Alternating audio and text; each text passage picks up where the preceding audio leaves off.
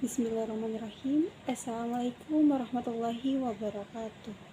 Perkenalkan, nama saya Siti Nurul Rahma Maulida Ibrahim dari dengan stamp 083 2021 0019 dari kelas Q1 dengan mata kuliah Sistem Informasi Bisnis dengan dosen Ibu Andi Masliau dan Rizal Adam SPMSI selaku dosen mata kuliah tersebut. Baik, langsung saja. Pada tugas kali ini saya akan menjelaskan mengenai pendapat saya pada sistem informasi bisnis yang berbasis internet yang pada saat ini booming atau yang digunakan pada saat ini. Pendapat saya mengenai sistem informasi bisnis yang berbasis internet. Sebelumnya kita tahu baru-baru ini pengguna internet di dunia yang di dunia sangatlah meningkat. Bahkan di negara kita yaitu Indonesia, jumlah pengguna selalu meningkat setiap tahunnya. Dalam kemajuannya, teknologi ini membuat semuanya serba online, seperti ojek online, pesanan makanan melalui online, belanja online, belajar pun lewat online atau lewat daring.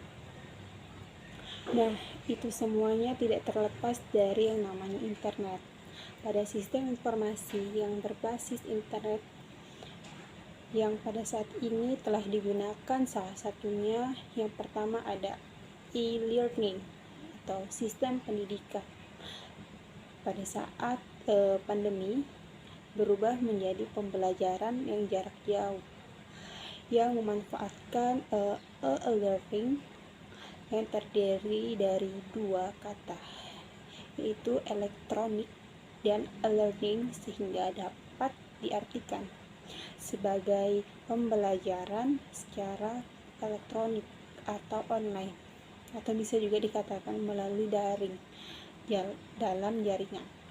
Dengan penjelasan di atas bahwa proses pembelajaran e-learning dapat dilakukan di mana dan kapan saja. Jadi nantinya ada seseorang guru atau dosen yang memberikan materi kepada muridnya atau kepada mahasiswanya secara daring. Selain itu, metode ini juga bisa digunakan walaupun kita berada di luar negeri. Contohnya, salah satu keuntungannya dari learning ini adalah efisiensi dari biaya, karena proses pembelajaran yang biasanya dilakukan di dalam rumah, Anda hanya memerlukan gadget saja, sehingga bisa menghemat pengeluaran seperti biaya transportasi. Yang kedua ada internet banking atau e-banking. Selain e-learning, ada juga contoh sistem informasi lainnya yang digunakan sehari-hari, yaitu internet banking. Secara sederhananya, internet banking ini biasa disebut dengan perbankan elektronik. Dengan bentuknya ada bermacam-macam. Contohnya itu seperti ATM atau automated teller machine yang memudahkan penggunanya itu untuk melakukan transaksi. Jika dulu nasabah perlu datang ke kantor cabang saat akan melakukan transaksi, tetapi sekarang yang sudah modern, maka teknologinya bisa menggunakan ATM karena prosesnya itu lebih cepat dengan menggunakan banking. Ketiga ada konsep bisnis, merupakan aplikasi kegiatan bisnis yang dilakukan secara otomatis dan semi otomatis yang dilakukan dengan menggunakan teknologi elektronik yang menggunakan media komputer dan jaringan internet. Dan dalam penggunaan sehari-harinya, e-business juga menggunakan data elektronik. Ada beberapa keuntungan dari e-business yang yaitu ada pertama ada revenue stream atau aliran pendapatan.